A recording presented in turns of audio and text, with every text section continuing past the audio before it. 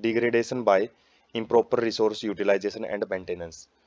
तो डिग्रेडेशन का मतलब होता है नष्ट होना किसका, नेचुरल रिसोर्सेज का, यदि हम ठीक ढंग से उनका यूटिलाइजेशन नहीं ले करते हैं, प्रयोग नहीं करते हैं और उनको सही ढंग से मेंटेनेंस मतलब प्रबंधन नहीं करते हैं उनका। तो दो मेजर काज हैं किसकी वजह से हुए हैं, जो ग्रीन रिवॉल्यूशन की वजह से जो बहुत ज़्यादा नुकसान जिन चीज़ों ने पहुंचाया है, खासकर जो हमारे सोइल रिसोर्सेज है उनको। तो वो क्या है, पहला तो है सोइल इरोजन एंड डेजर्टिफिकेशन। मतलब जब ग्रीन रिवॉल्यूशन हरित क्रांति को लॉन्च किया गया 1960 के आसपास के दशक में इंडिया में खासकर, तो उस टाइम पे अंधाधुंध ज़्यादा से ज़्यादा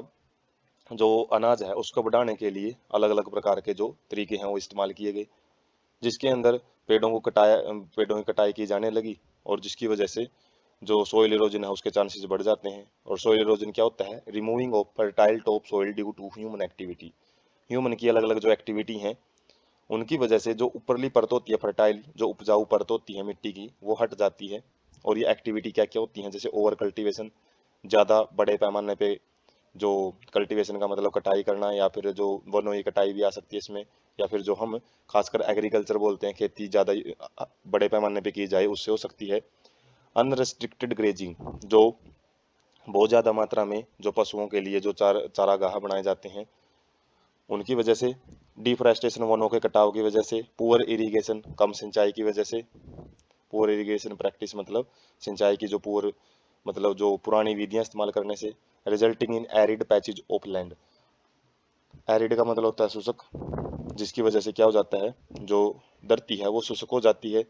और डेजर्ट एड क्रिएटेड, जिसकी वजह से जो मरुस्थल हैं वो बनना शुरू हो जाते हैं। When large barren patches extend and meet over time,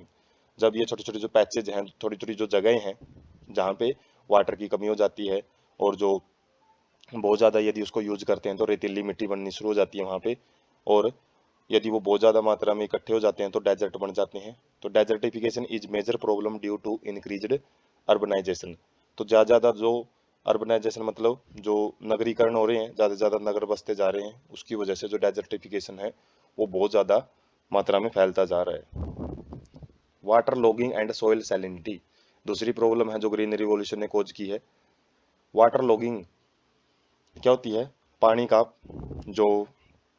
मिट्टी है, वैसे तो मिट्टी में से रिश्ता चला जाता है वाटर लेकिन कई बारी रिश्ता नहीं है, तो वैसे ही खड़ा रहता है जो सोइल के ऊपर, तो उसको वाटर लॉगिंग बोलते हैं। तो irrigation without proper drainage of water leading to water logging in the soil, यदि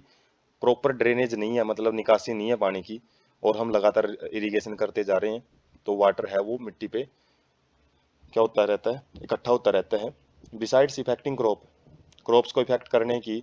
साथ साथ में water logging draws salt to the surface of the soil. तो जो साल्ट होते हैं जो मिट्टी के अंदर पड़े होते हैं, तो पानी में घुल के ऊपर आ जाते हैं और सरफेस पे इकट्ठे होने शुरू हो जाते हैं। Salt deposit as a thin crust और starts collecting as at the roots of the plants, जो साल्ट है या तो वो पतली परत बना लेते हैं, जैसे जो वाइटिस कलर दिखाई देता है हमको,